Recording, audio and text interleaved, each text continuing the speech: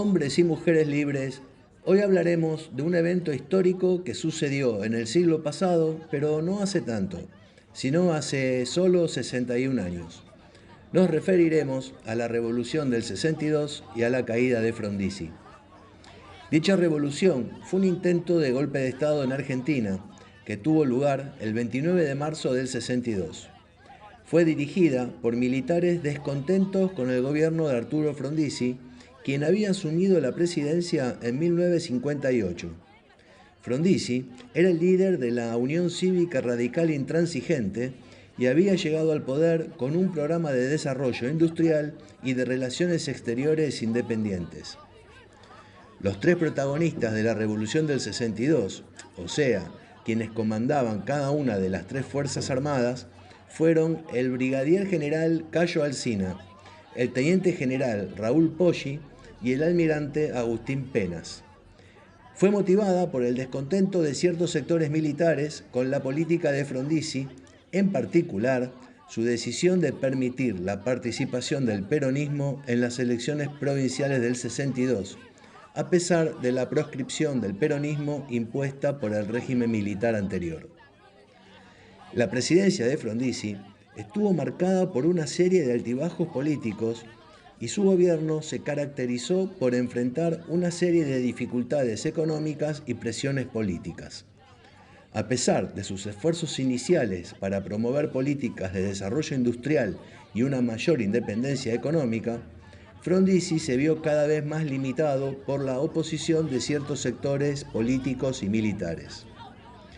Finalmente, en 1962, Frondizi fue depuesto por un golpe militar y José María Guido llegó al poder como presidente de Argentina en 1962 después de la destitución de Frondizi. Es que se estableció un gobierno provisional liderado por Guido, quien en ese momento era presidente del Senado. El objetivo principal de su presidencia era organizar nuevas elecciones y restablecer el orden político en el país. Su presidencia duró un año y medio, y aunque se convocaron nuevas elecciones, la crisis política y económica continuó y no pudo restablecer completamente la estabilidad en Argentina. El final del mandato de José María Guido no marcó el fin de las dificultades políticas en Argentina, ya que el país continuó luchando con conflictos internos y desafíos económicos durante la década de 1960. Nuestro amigo de la casa, Adolfo Storni, nos va a dar detalles sobre la Revolución del 62 y la caída del presidente Arturo Frondizi. Espero que les guste la charla.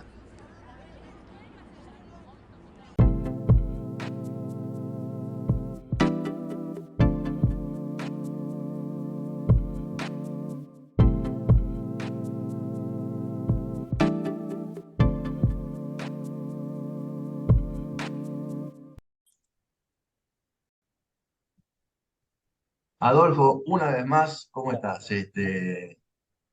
¿Todo bien? Hola Fabián, ¿cómo andás? Sí, por supuesto, todo bien. Bueno, una vez más hablando esta vez sobre la saga de las revoluciones en el siglo pasado en Argentina y hoy toca hablar sobre la revolución del 62. Y quiero aclarar algo que con muy buen tino me pediste que en el título del programa no pongamos la revolución del 62 solamente, sino, bueno, la revolución del 62, la caída de Frondizi. Este, Correcto. Capaz porque no fue tan trascendente la revolución, pero sí fue relevante, o no sé bien por qué quisiste hacer ese cambio, pero cuál es tu motivo, ¿no? Yo creo que fue una revolución que, como todas, marcó hizo una marca importante en la historia, pero fue una revolución un poco rara, puede ser, porque Mira, una de las yo, pocas revoluciones donde no asume un militar en el gobierno, ¿no? bueno, esa es una de las tantas particularidades que tiene, ¿no? Yo creo que, a ver, todas las revoluciones son condenables, porque, digamos, Sí, sí, sí. interrumpe un régimen democrático, rompen instituciones, etcétera. Pero la de Frondizi es trágica, porque era un gobierno que tenía una visión de lo que era el lugar de Argentina en el mundo, de cómo había que ir resolviendo los problemas del desarrollo, los problemas de la integración al peronismo a una vida republicana, el rol de los sindicatos. O sea, había muchas cosas que Frondizi había encarado, que eran bastante disruptivas y, si querés, revolucionarias, pero bueno, también tenía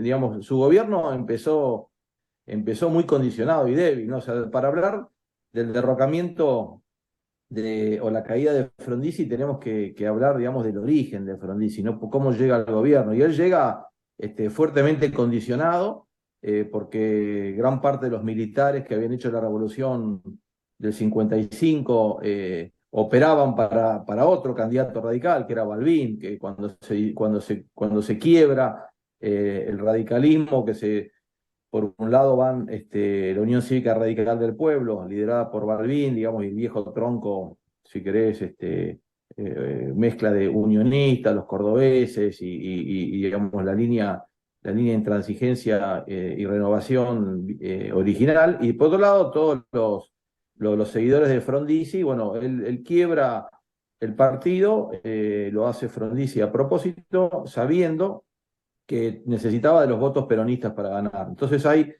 dos... Frondizi crea la UCRI, que es la Unión Cívica Radical Intransigente. Así es, Frondizi crea la UCRI y Frondizi llega al gobierno producto de un pacto con Perón, que lo niegan, digamos, durante el gobierno se niega este pacto. Después, muchos años después, se acepta, se reconoce, incluso hasta se habla quiénes fueron los que lo hicieron, cuánto dinero hubo de por medio, porque a Perón le dieron dinero también para ayudarlo a reflexionar y a tomar la decisión.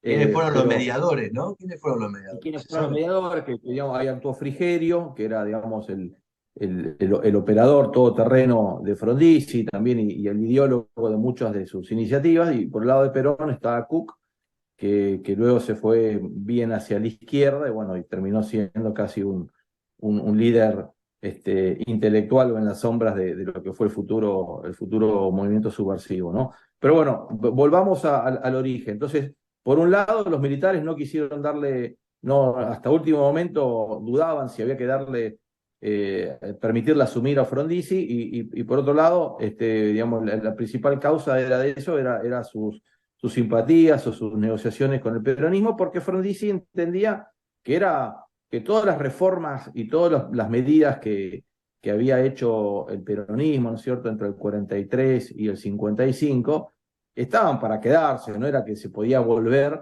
al mundo preperonista, ¿no? O sea, Frondizi era, ante todo, era un pragmático, entonces él entendía que había que volver y aceptar, digamos, todas esas modificaciones en la sociedad y en la economía y seguir transformando a partir de ahí, no borrándolas, sino construir a partir de lo que había hecho el peronismo. Porque si uno se pone a pensar, muchas de las medidas de Frondizi ya las había intentado realizar Perón, ¿no es cierto?, con su segundo plan quinquenal, el contrato con la California Oil, la ley de inversiones extranjeras, el Congreso de Productividad. ¿Te acordás cuando nosotros hablamos del Perón liberal? Perón liberal, sí, sí. El año pasado, básicamente lo que intentó hacer lo que hizo Frondizi fue lo que intentó hacer Perón, ¿no? Y pensar que Frondizi lo combate a Perón, escribe un libro en contra, digamos, de todas las medidas de Perón, que fue muy reconocida en su época, desde 1954, y un libro sobre petróleo específicamente, pero después Frondizi se da cuenta, ¿no? Y el que le cambia, si querés, la mentalidad y lo ayuda a modernizarse y a ayornarse a incorporarle otras perspectivas a la construcción política y al modelo económico de desarrollo fue Frigerio, ¿no? Que tuvo una influencia fundamental. La cuestión es que Frondizi ya nace débil y casi desde el principio empieza a tener condicionamientos militares, ¿no? Se habla de que tuvo más de 30 planteos militares, 6 intentos de golpe de Estado concretos, prácticamente desde el inicio hasta cuando cae en marzo del 62, siempre estuvo condicionado por militares que le condicionaban decisiones, le imponían funcionarios, le militarizaban la política de represión de la protesta. O sea, los militares nunca quisieron del todo largar el poder, largar la manija, porque ellos se veían como los garantes de que no vuelva el peronismo. O sea, si hay algo que caracterizaba a los militares de esa época era su profundo antiperonismo, ¿no? O sea, eran extremadamente gorilas. Y Frondizi, de entrada, tenía un plan político propio, ¿no? Porque uno de los tantos arreglos que había hecho en ese pacto Perón-Frondizi era la incorporación o la reincorporación del peronismo al sistema democrático, ¿no es cierto? Permitirle En las provincias, era en las provincias, pero todavía seguía proscripto Perón Exacto. en una especie de elección nacional, digamos, ¿no? Sí, sí, Como entonces que Perón presidente no, pero en los municipios y en las provincias permitía que... el acuerdo era levantar todas las proscripciones. Frondizi da una amplia amnistía, pero bueno, a todos menos a Perón, ¿no? Por un lado. Y después también la devolución de los bienes y del poder a los sindicatos, la devolución de la CGT, que eso también cumple. O sea, que Frondizi cumple con todo lo relativo al pacto, ¿no? Menos con permitirle a Perón regresar y digamos, ser candidato que la sociedad digamos, o los militares no estaban dispuestos, ¿no? O sea que eso también fue algo que condicionó, porque apenas, si bien Frondizi cumplió en casi todo, menos en el regreso de Perón, la realidad es que pronto esa tregua se quiebra y, bueno, y empieza todo un movimiento de lucha en la calle, en las fábricas, de todo lo que era el movimiento peronista que quería retomar y bueno, y en esos años la aspiración de Máxima era el regreso de Perón a la Argentina. Así que eso digamos, son un fuerte condicionante de lo que fue la relación con los militares, que siempre estuvo, si querés, hackeado, pero también hubo otros condicionantes, ¿no es cierto?, de lo que fue la caída o los motivos del golpe, ¿no? Dijimos la relación con los militares, el pacto con Perón, también la influencia de Frigerio. Los militares no lo querían a Frigerio. Frigerio en su juventud había tenido simpatías de izquierda, había estado participando en movimientos estudiantiles muy ligados a una izquierda marxista, pero más que marxista, Frigerio era hegeliano, ¿no? O sea, y no era ni siquiera, había estudiado mucho el comunismo y el marxismo, pero bueno, era una persona que, si querés, lo que había mantenido era la dialéctica materialista o la influencia de la economía en la sociedad, en la política, etcétera, pero era una persona que había evolucionado, pero bueno, los militares tampoco se lo perdonaron a eso, ¿no? Claro, eso te quería decir, porque me parece que eh, Frigerio fue el impulsor del desarrollismo en el gobierno de Frondizi, e incluso fue cuando en el advenimiento de la democracia en 1983, Frigerio crea el MID, que es el Movimiento de Integración y Desarrollo. Me acuerdo que era la lista uno, el primer Lista partido. 1, Frigerio Salonia. El MID en realidad se crea en la década del 60, ¿no? Ya caído Frondizi, ya gobierno de Ilia, digamos, por esa época, en los 60 se crea. Que eso, digamos, sintetizaba el programa de Frondizi y de Frigerio, que era integración de todos, básicamente del peronismo, integrarlo al sistema republicano, democrático, y desarrollo, ¿no? La batalla por el desarrollo, salir del subdesarrollo, salir del atraso y crear toda una modificación en las condiciones económicas de la mano de la inversión extranjera y del desarrollo de las industrias pesada madre que generarían otras industrias, ¿no?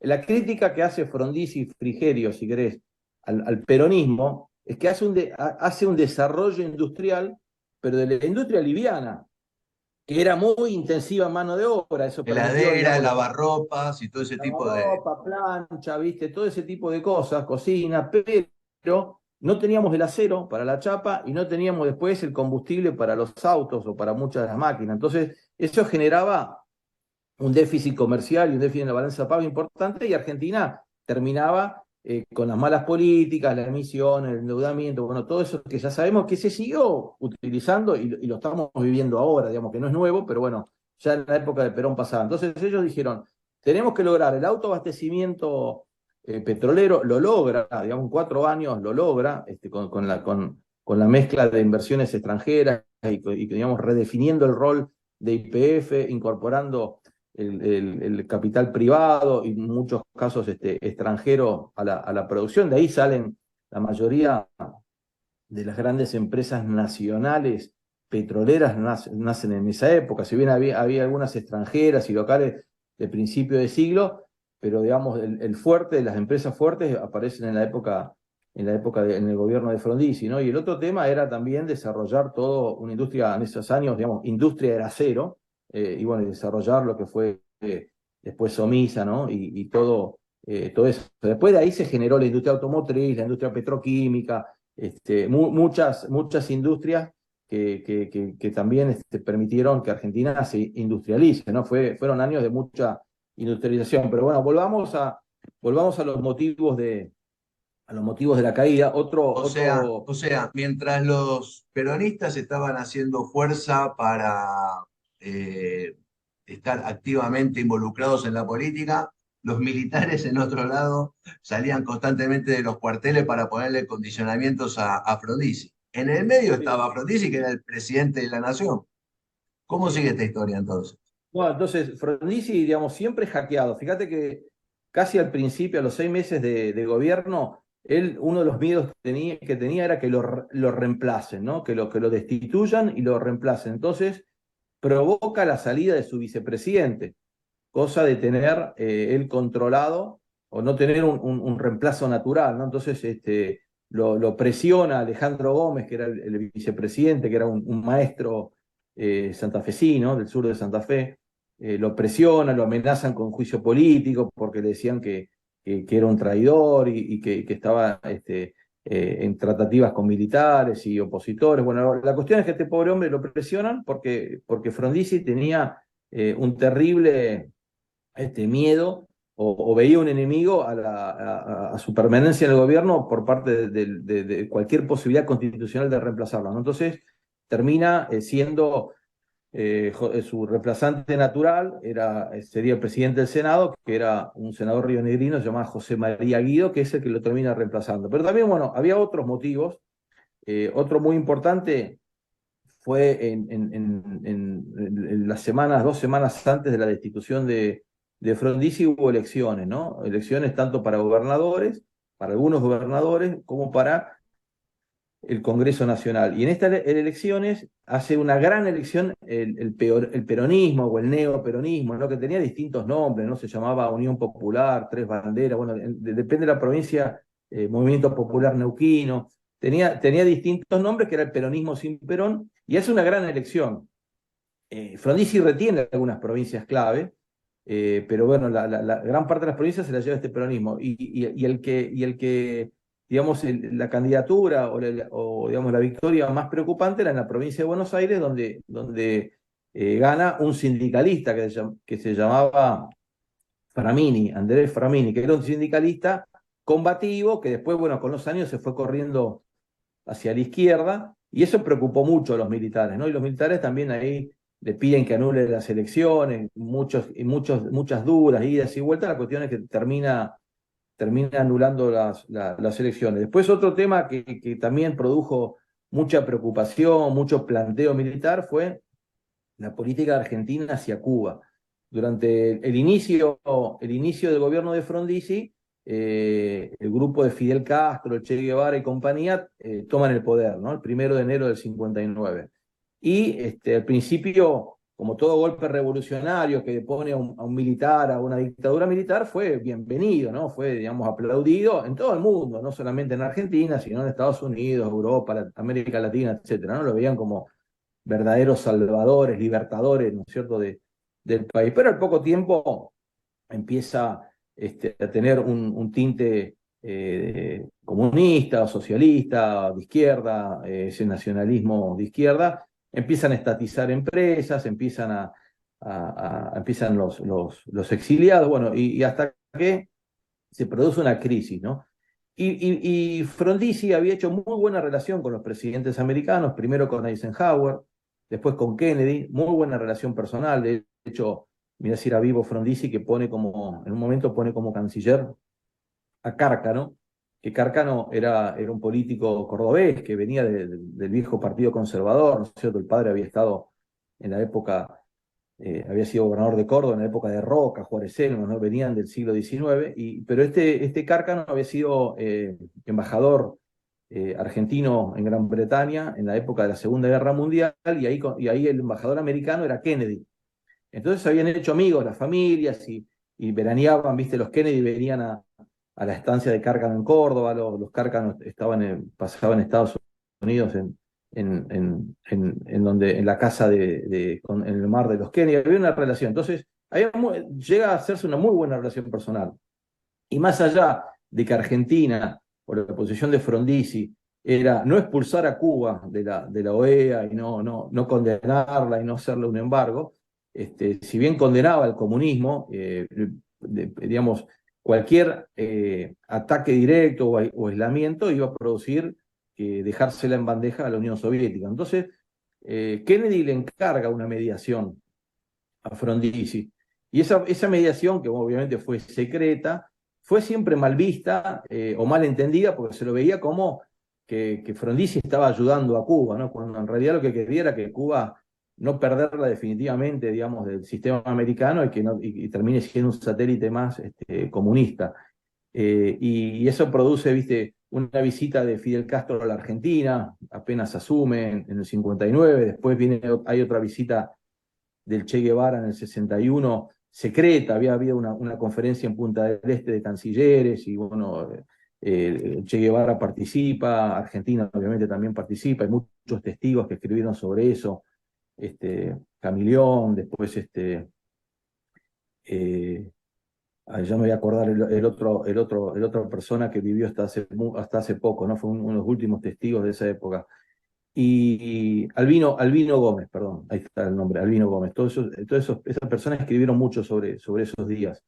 Y viene medio de incógnito Che Guevara en una avioneta particular y se entrevista con Frondizi. Bueno, también todo eso le generó mucho malestar, ¿no? Porque los militares también, más allá de su profundo antiperonista, también eran fervientes anticomunistas, ¿no? Entonces a Frondizi se lo veía también como una persona, más allá del pacto con Perón, que tenía ideas socialistas o comunistas. Digamos, Frondizi tenía dos hermanos que uno era trotskista, el otro era comunista. La casa tenía antecedentes familiares, si bien Frondizi Sí, nunca sí. fue ni de izquierda ni de Cada marxista. familia es un mundo aparte.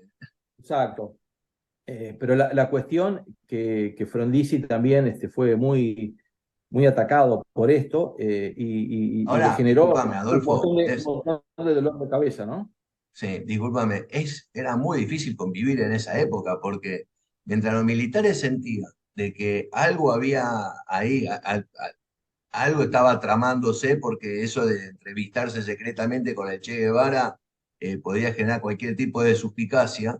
Por el otro lado, Frondizi decía, yo me entrevisté, o sea, me reuní con el Che Guevara de manera secreta, porque si lo llegaba a difundir mañana Che Guevara llega a la Argentina, se iba a armar un bolonqui en las calles que iba a ser tremendo, ¿no? O sea, era Sí, imposible, ¿cómo se puede, cómo se podía convivir en esa época?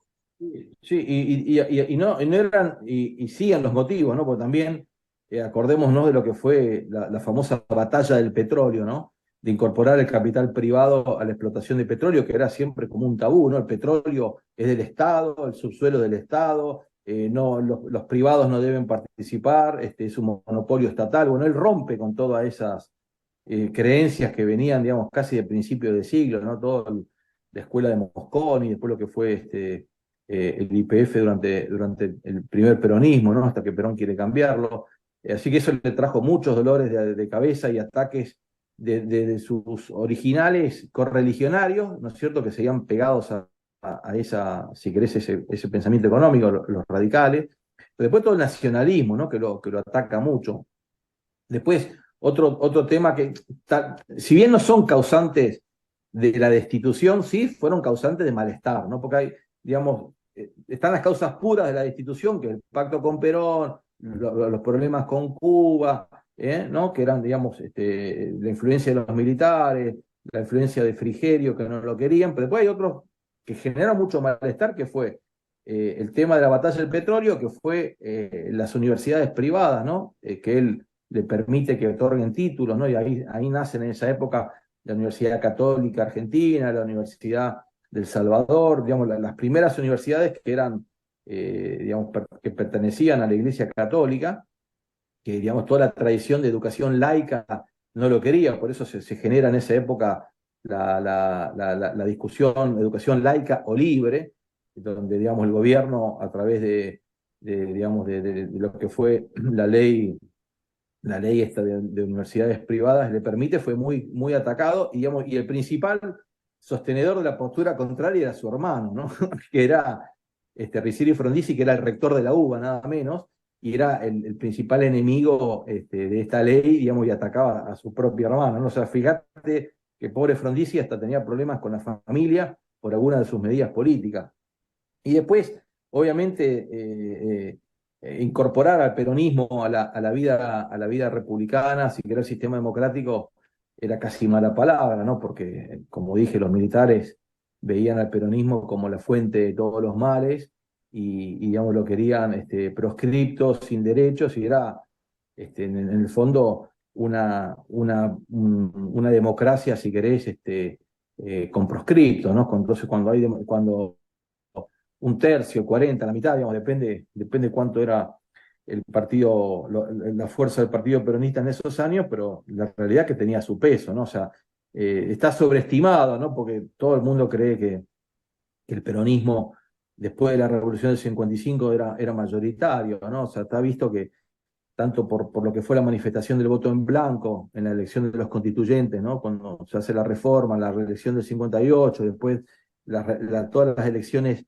intermedias, la misma elección de Ilia, etcétera, está, digamos, demostrado que el peronismo en la década del 60 no era mayoritario, ¿no? A veces, en el mejor de los casos, era una primera minoría, pero no tenía más del 30 y poco por ciento de los votos, ¿no? Entonces, pero el resto de la oposición, o digamos lo que era el viejo Partido Radical, se había quebrado en dos, y eso era imposible también que tengan una mayoría para gobernar, que se vio tanto en el gobierno de Frondizi como en el gobierno después de Ilia, que llegan al poder con menos votos. En el caso de Frondizi, si querés, por los votos peronistas, llega casi al 50%, gana todas las gobernaciones, gana todo el Senado y una amplia mayoría en la Cámara de Diputados. Eso después en las elecciones intermedias se va perdiendo y terminan, digamos, incorporándose más radicales del pueblo, y obviamente muchos peronistas que en la elección del 58 no tenían representación en el Congreso, y luego sí.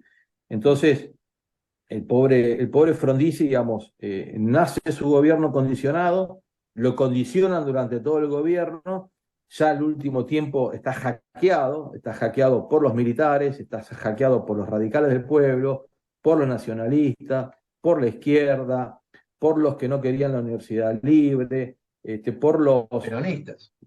ya, por los propios peronistas, por los sindicalistas. Hubo huelgas salvajes en el gobierno de Frondizi, huelga de los frigoríficos. Hay un frigorífico estatal que él quiere privatizar, y bueno, y genera mucha resistencia, ¿no? Que el frigorífico Lisandro de la Torre, huelga de los bancarios, huelga de los ferroviarios. Hubo mucho conflicto. Él encarga a los militares la represión. En esos años, muchas de esas huelgas fueron reprimidas por militares, no por la fuerza de seguridad, sino directamente por el ejército. Eh, tenía, digamos, mucha oposición prácticamente en todos lados. Y los empresarios, digamos, que sería la pata que no hablamos, tuvieron una postura tibia, ¿no? Pues si bien la economía argentina, digamos, Frondizi fue muy exitoso desde lo económico, porque logró inversiones y logró, digamos, el inicio de muchas actividades que hasta esa época Argentina no se dedicaba, pero el agro estuvo muy bien, la industria estuvo muy bien, el empleo. Se hizo un traspaso de cientos de miles de empleados del Estado al sector privado en forma natural, porque había mejores salarios, entonces la gente se iba del Estado a trabajar en la actividad privada. Digamos, la economía empieza a despegar y empieza, si querés, a desarrollarse, pero por otro lado, desde lo político, Frondizi, que era un tipo pragmático, rosquero, que hablaba con todo el mundo, llega un momento tenía tantos frentes abiertos que queda totalmente expuesto y debilitado, porque digamos, no podía él manejar tantos frentes abiertos, ¿no? Entonces eso le termina costando el gobierno, ¿no? Todo A esto en pesar de que 4 años. Todo esto en en 4 años. y fue un gobierno que si vos después, ese golpe de finales de marzo del 62, es un golpe de Estado, digamos, así como todavía hoy encontrás gente que festeja, si querés, o defiende el golpe del 55, o el del 43, o el del 30, o el del 76, el derrocamiento de Frondizi y nadie se hace cargo. Es como que todos se arrepintieron y muchos de los que participaron a la larga se terminan arrepintiendo porque Frondizi de a poquito estaba logrando la normalización, si querés, institucional del país, porque Argentina entre el 55 y el 70 y el 83, o si querés, o hasta el 73, mientras el peronismo estuvo proscripto, el peronismo o Perón, era una democracia incompleta y generaba inestabilidad incluso hasta de finales de los 60, al principio de los 70, generó violencia porque con el nombre con la excusa del Perón proscripto, se genera toda la violencia subversiva que trajo dolores de cabeza, daño, muertes, etcétera, ¿no? Entonces, Frondizi fue el que ve claramente lo que tenía que hacer el país, desde lo político y desde lo económico.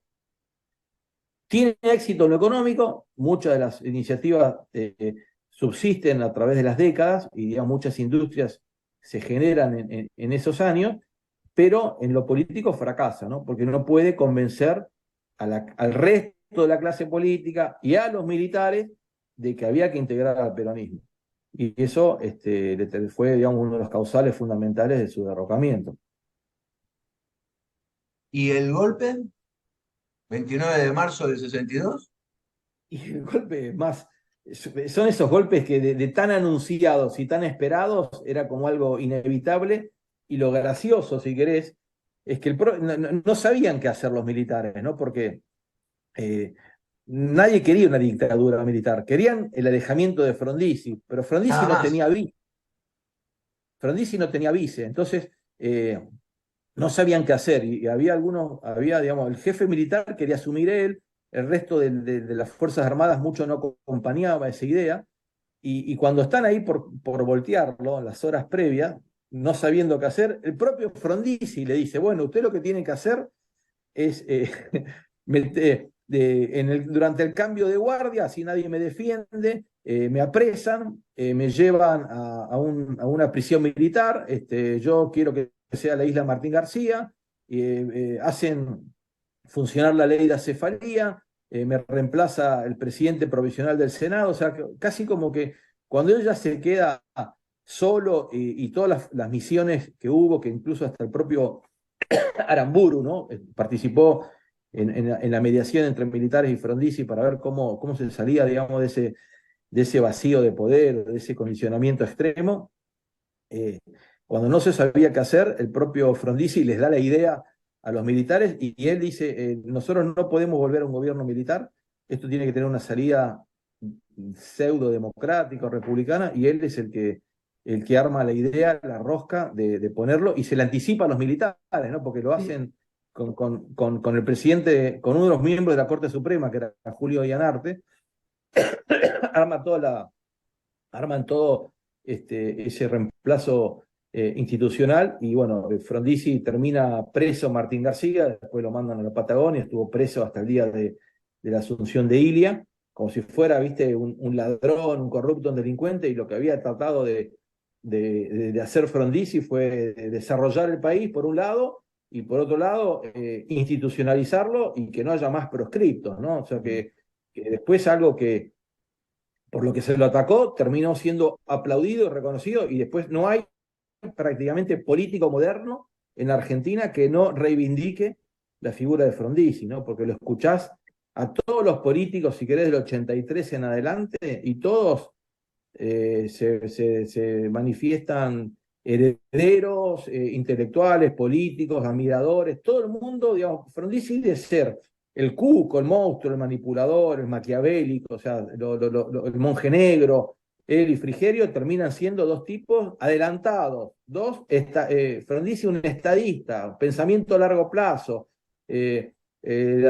proyecto nacional, o sea, todas las palabras que suenan lindo y como adjetivos para describir a una persona, a un político, a un estadista, le caben a Frondizi, pero en su momento lo mataron al pobre hombre.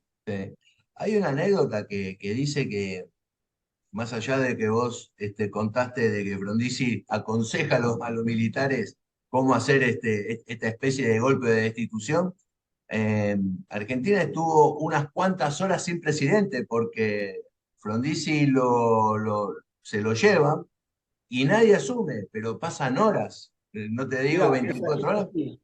es así, mirá, pasan 12 horas, Argentina no tiene presidente, porque a Frondizi lo destituyen a las 7:30 de la mañana, ya a las 8 lo cargan en un avión, a los 15 minutos llega a Martín García. Okay. Y Guido jura a la tarde, a las 4 de la tarde, y casi con mucha rapidez y una vivada, jura ante la corte, y ni siquiera no había, la anécdota dice que no encontraban una Biblia, entonces termina jurando sobre la Constitución Nacional, ¿no? O sea, en todo el Palacio de Tribunales no había una Biblia, y lo único que consiguen es una Constitución. Pero sí, es correcta esa anécdota. había, hubo Argentina en ese día, el 29 de marzo, estuvo No 12 tuvo horas sin presidente. presidente. No tuvo Sí. presidente, sí, sí. Y después otro tema. Frondizi estuvo preso en la isla Martín García y, bueno, lo liberaron en el momento de cuando fue la asunción de Ilia, ¿sí? Así O es. sea, bueno, estuvo detenido sin causa, sin nada, ¿no? Sin nada, estuvo 1 año y medio preso. Él siempre contaba la anécdota que se llamaba la isla YPF. A Martín García decían YPF porque ahí había estado preso Irigoyen, Perón y Y Frondizi. Frondizi. Se olvidó de Alvear, ¿no? Que fue otro de los célebres presidentes que estuvo preso en Martín García, ¿no? Fíjate, muchos, cómo terminan mal, ¿no? Muchos presidentes que, digamos, te puede gustar, no te puede gustar, pero siempre algún mérito tienen y algún respeto a la investidura, digamos, se merecen, y sin embargo, fíjate cómo terminan hoy. Hoy en la política moderna reivindica o a Frondizi, o a Irigoyen, o a Perón, o a Alvear. Bueno, los cuatro estuvieron presos en Martín García, ¿no? Fíjate Sí, sí. qué ingrata muchas veces que la política o un sector de la política. Sí, sí. Los militares que participaron en ese golpe el 29 de marzo era absolutamente, o sea, quedaron desconocidos en la historia, porque si yo te digo Sí, nadie se acuerda. quiénes fueron, nadie se acuerda, nadie que sabe los nombres. Bueno, me fijé, lo documenté y lo dije en la editorial anterior. Sí, Este, sí. pero no hicieron historia, por suerte, ¿no? Pero bueno, no hicieron Uno se historia. acuerda, viste que uno se acuerda de quiénes fueron los del golpe del 30, se acuerda de quiénes Obvio, hicieron la reunión de los Uriburu, bueno, golpes Videla en el 76, del son nombres que 26, quedan. del 60, todos se acuerdan de las distintas revoluciones. Nadie se acuerda del golpe, básicamente porque no llegaron al poder directamente. Si bien el gobierno de Guido estuvo condicionado, a Guido lo obligan a anular las elecciones donde ganaron los peronistas, lo obligan a cerrar el Congreso, le arman el gabinete, le meten leyes que no querían, le ponen los ministros de Economía, o sea, Y lo condicionan totalmente. así todo tampoco se quedaron en paz los mismos militares, porque fue el gran desastre que fue la conflicto entre azules y colorados, ¿no? Que fue durante el Las gobierno de Fuerzas Guido. Armadas quebradas, Las Fuerzas totalmente Armadas estaban quebradas. totalmente peleadas y salieron a las calles de la ciudad a darse entre ellos en el medio de las calles, cortaron el puente Sí, sí, sí, sí, Porredón, hubo combates fuertes en el medio de la ciudad. se dieron allá cerca, en Magdalena hay un regimiento de tanques, se cuetearon lindo. eh, sí, fue un desencuentro importante en la cúpula, si querés, en la base del ejército, de lo que entendían ellos que era las distintas posiciones, ¿no? Un sector más fervientemente, si querés, antiperonista, más gorila, y otro sector que era más contemplativo y más tolerante a lo que era el peronismo sin Perón, ¿no? En esos años, digamos, si hay algo que había en común era que nadie pensaba que Perón podía volver, pero algunos que, digamos, soportaban la idea de que peronistas o experonistas pudieran participar en el juego electoral. Por esos años no se hablaba del regreso de Perón, no se hablaba de una amnistía total para Perón. Digamos, por eso, digamos, estuvo casi 18 años en el exilio, ¿no? Eso, acordate que también un tema que hemos tratado el año pasado, Perón recién en el 72 vuelve el gobierno militar de la NUCE para ya definitivamente regresar en el 73, después del descalabro del gobierno de Cámpora, ¿no? Que él había apoyado, pero bueno, que Cámpora termina traicionando, si querés, lo que había sido todos los arreglos o los compromisos que tenía con Perón.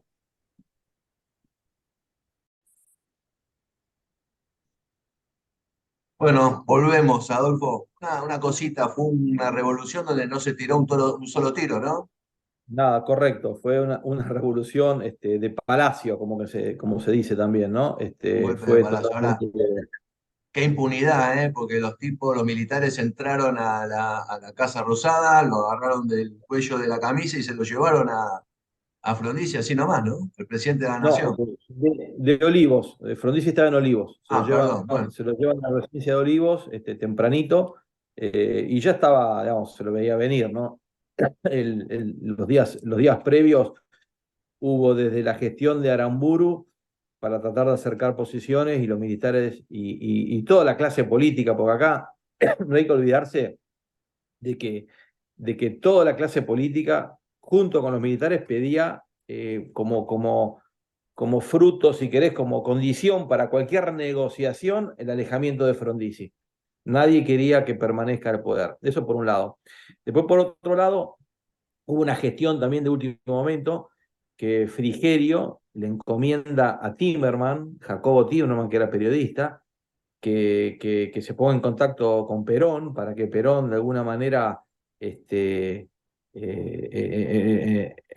las elecciones estas que gana el peronismo, le había dicho Frigerio, digamos que tenía bastante olfato, había dicho, mirá que si los peronistas, los candidatos peronistas ganan, se va a hacer un golpe de Estado. El peronismo tiene que seguir apoyando a los candidatos de la UCRI, que es la mejor manera, digamos, de darle continuidad y que este proceso de incorporación del peronismo a la vida democrática sea gradual.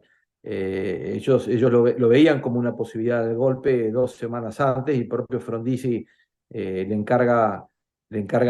propio Frigerio, perdón, le encarga a Timerman que haga una gestión ante Perón y lo trate de convencer de que no sería conveniente un triunfo peronista en estas elecciones de medio término, ¿Cómo haces? porque si no, Candidatos a intendentes, candidatos a gobernadores, concejales, diputados, ¿cómo haces? sí, sí. Y después hay otra gestión también que se habla, que en esos días estaba visitando la Argentina el príncipe Felipe, ¿no? El marido de la reina Isabel de Inglaterra, de Gran Bretaña, digamos, y en el medio del golpe estaba acá, digamos, viajando entre distintos campos, había venido a jugar al polo también visita oficial, y también se menciona, digamos, que tuvo alguna participación en tratar de evitar el golpe, ¿no? El que hizo mucho también para tratar de evitar el golpe fue el embajador americano, que, que hasta 2 días antes estuvo ahí reunido con Frondizi, se reunía con los militares y tratando de impedir, porque bueno, Frondizi, más allá de todo este desgaste que le había producido el afer Cuba, digamos, toda su participación en las negociaciones con Fidel Castro, Che Guevara, pero a Frondizi se lo veía como hombre de Estados Unidos, ¿no? Y como hombre allegado al gobierno americano, como un socio confiable del país y específicamente también del presidente Kennedy, ¿no? Era una persona confiable, ¿no? Confiable en la región. Pero bueno, no alcanzó, digamos, todos esos apoyos que él tenía no alcanzaron. Sí. Adolfo, A mí me da la sensación después de esta charla es que Frondizi se come un garrón que es el conflicto peronismo-antiperonismo, ¿no? Si es así, ¿cuál es el principal, o sea, cuál es el problema que hay en este país? ¿Los peronistas o los gorilas? No, yo creo que, a ver, el problema, por un lado, es la intolerancia y por otro lado es cuando alguno de los sectores está en el poder, es la negación del otro, ¿no? Porque recordemos, cuando existía el peronismo, 46-55, había la oposición, digamos, estaba muy condicionada, prácticamente no tenía representación parlamentaria, no, tenía prohibido participar en los programas radiales, o sea, los encarcelaban por nada, o sea, que había todo una intolerancia importante, pero después cuando venía la Revolución Libertadora, en el Hicieron lo mismo. 55, hicieron lo mismo, entonces, O digamos peor que todavía, o peor, porque no las se podía prácticas nombrar la palabra Perón, era insólito. las prácticas políticas de estos dos extremos, ¿no es cierto? Del peronismo acérrimo y de los gorilas acérrimos eran las mismas, digamos, eran las mismas prácticas. Por eso después esa intolerancia deviene o termina con su versión, porque cuando ya vos no podés gobernar por la fuerza o acallando, digamos, a tu adversario, a tu opositor, y bueno, se empieza a dirimir eso por otros medios, que es la fuerza, ¿no? Que es la violencia. Entonces, Argentina, que venía, ¿no es cierto?, de un orden conservador, los gobiernos radicales, bueno, el primer golpe en el 30, un intento de hacer una democracia, si querés, condicionada, como fue el gobierno de Justo, de Ortiz, de Castillo, donde, bueno, una parte, primero a través de ciertas proscripciones, del radicalismo, del fraude, bueno, había una democracia, si querés, incompleta, pero no con violencia, o no con tanta violencia, y después ya a partir del peronismo que gana legítimamente, pero que por distintas prácticas que por ahí no eran aceptadas, termina siendo un movimiento autoritario, ¿no? Y si querés, promoviendo la violencia. Todo lo que vino después la empeoraron, ¿no? Todo, digamos, fíjate que está la famosa frase de Perón que dice, no es que yo haya sido muy bueno. Lo que pasa es que los que vinieron después fueron muy malos, y en eso yo estoy totalmente de acuerdo con la frase, ¿no?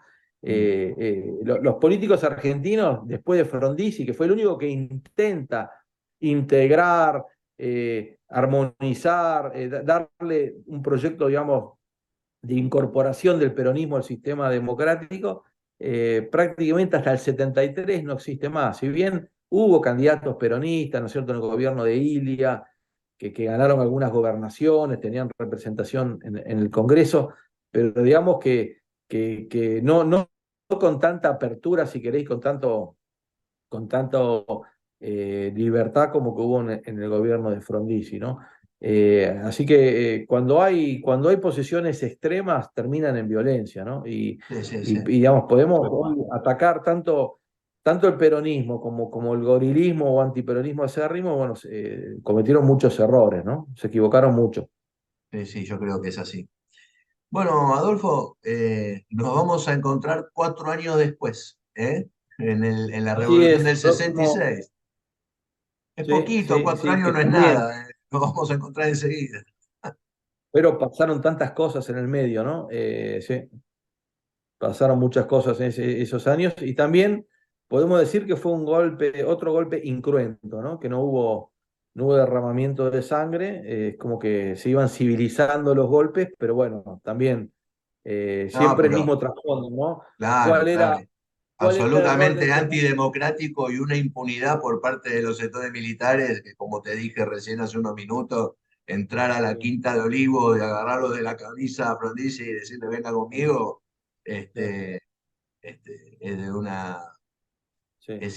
no se puede creer la impunidad con que se manejaba en esa Sí, época. fue el golpe, como dije hace un rato, ¿no? El golpe del que se arrepintieron todos, ¿no? Porque por ahí otros golpes tienen sus defensores, y hasta uno puede entender, digamos, el trasfondo, o no digo tolerar y defender, pero sí entender cuáles fueron las causas, ¿no?, de otros golpes. El golpe de Frondizi es inentendible, ¿no?, porque Argentina estaba, digamos, tenía una política exterior fuerte, estaba bien considerada en el mundo, Frondizi estaba muy bien visto afuera, el peronismo estaba reincorporándose a la vida, los sindicatos tenían libertad para ejercer sus funciones, se le habían devuelto todos los bienes, o sea que había un proyecto de desarrollo importante, no Había laburo, había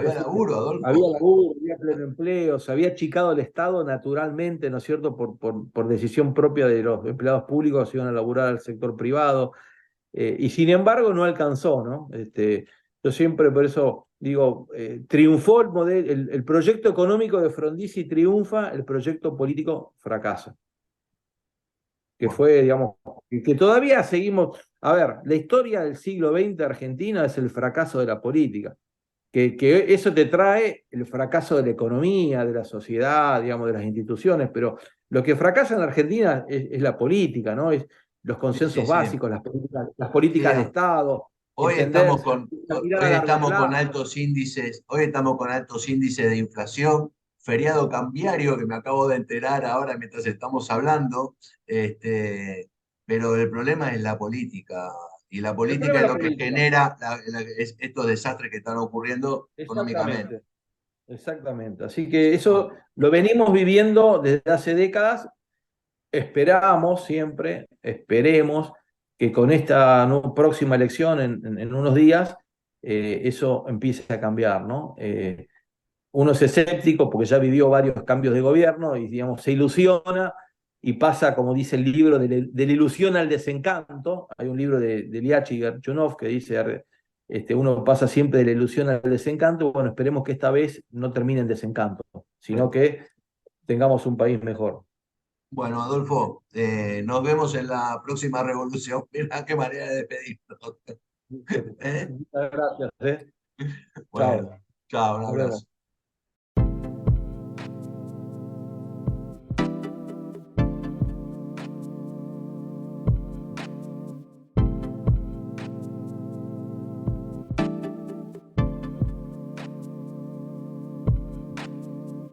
Presidente Kennedy hablaba conmigo de todos los problemas. Y después le voy a contar cómo tenía que gobernar. Sobre la bahía de los cochinos, el asunto es totalmente desconocido todavía hoy en Estados Unidos. Pero Kennedy me lo contó a mí. Un día que yo entro a verlo, en vez de darme la mano, se agarra la cabeza con las dos manos. Me dice, presidente, ¿vio la barbaridad que hemos cometido? Le digo, ¿a qué se refiere usted, presidente? Me dijo, me refiero a la bahía de los cochinos. Y a usted se la voy a contar. Me dijo, el servicio secreto de Estados Unidos me convenció de que si había un desembarco de 2.000 cubanos, todo el pueblo de Cuba se sublevaba. Y yo como un tonto me lo creí. Se hizo el desembarco y al rato llega el hombre de los servicios secretos y me dice, señor presidente, Castro está matando a todos los que desembarcaron. Pero usted no se preocupe porque yo tengo preparados los barcos, los aviones, los helicópteros y los marines para desembarcar y tomar la isla de Cuba. Entonces ahí me di cuenta del engaño y le dije, señor, no lo autorizo. Me dijo, pero señor presidente, ¿cómo va a quedar Estados Unidos ante el mundo? Eso no le importa a usted. Usted me ha engañado y yo no autorizo el desembarco. Y así se salvó Castro del desembarco de las tropas norteamericanas, que ya antes lo había programado el presidente Eisenhower, que me mandó un delegado a Buenos Aires a consultar si lo hacía o no. Y Kennedy estaba preocupado por la situación de Cuba. Entonces él me pidió si yo tenía inconveniente de encontrarme con el Che Guevara cuando viajara a Punta del Este a la reunión del Consejo Económico Social. Yo naturalmente le dije que no tenía inconveniente. Guevara ya en Punta del Este sugirió a alguna gente que yo podría ser el intermediario para que Estados Unidos y Cuba se arreglaran. Le mandé un avión particular, pero todo en el más absoluto de los secretos, porque yo estaba seguro que si alguien se enteraba que Guevara venía al país, lo iban a matar. En consecuencia, le mando un avión particular que baja en Don Torcuato. Yo mando 2 automóviles de mi custodia, sin decirle a quién tenían que traer. Pero le dije, ustedes, cuando baje el avión, van a reconocer un señor que desciende de él. Ustedes lo meten en el auto y me lo traen a Olivo. Le está prohibido hablar con nadie. Entonces Guevara fue a Olivo. Yo lo hice entrar, tuve la sensación de un hombre con una gran humildad. Le pregunté, después de una conversación general, sobre si sabía mucho marxismo. Me dijo, no, doctor, no sé mucho marxismo, pero soy marxista. Entonces le digo, usted Guevara es ministro de Industria, ¿qué industria va a hacer en Cuba? Me dijo, mire doctor, yo en Cuba no voy a poder hacer ninguna industria porque los soviéticos no lo van a permitir. Entonces yo voy a ir de Cuba y voy a ir a recorrer los pueblos pobres del mundo. Me dice, ¿qué idea tiene usted de lo que va a hacer en la Argentina? Yo le digo, vea Guevara, la idea mía es producir un cambio estructural en la Argentina, en lo económico, lo social y lo cultural, pero por medios democráticos. Entonces él me dijo, doctor, no le van a permitir hacer eso. Acá el único método es la violencia, porque él tenía la teoría de los focos de violencia. Entonces yo le digo, usted va a fracasar, porque me dijo, voy a recorrer varios lugares del mundo y después voy a ir a Bolivia a sublevar Bolivia. Le dije, no lo va a poder hacer. El resultado es que, como lo dijo un amigo, los dos tuvimos razón, porque a mí no me permitieron hacer el cambio estructural por medio democrático y me mandaron preso a la isla de Martín García. Y al Guevara, que estaba peleando en Bolivia, acompañado por una muy buena moza de la KGB, lo matan en una forma tremenda. El gobierno de Arturo Frondizi, entre sus 26 azonadas militares y sus 6 intentos de golpe de Estado, arroja un promedio de intento de rebelión cada 45 días, desde su primer día de mandato hasta el último. Sí, señores, tuvo que soportar cada mes y medio un intento de desestabilización democrática a lo largo de todo su mandato, y sin contar que al final terminaron derrocándolo. ¿Se puede gobernar de esa forma? ¿Fue normal esa época? Una prueba más de que, más allá de los problemas económicos que tenemos incluso hoy en este país, el tema es resolver el tema político que tanto conflicto le genera a la sociedad. Incluso en el gobierno de Frondizi, cuando la economía empezaba a mostrar un rumbo, a avanzar y a mostrar líneas ascendentes en sus análisis, la política pudo más y la mezquindad de los políticos y militares de esa época echaron por tierra nuevamente un intento de poner de pie este país.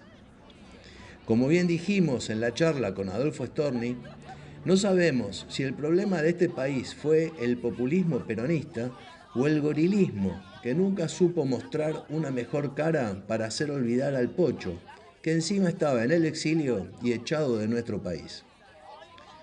Decime qué te pareció la charla con Adolfo y si te gustó o si te generó ganas de dejarnos un comentario, ahí abajo del video tenés la oportunidad de hacerlo.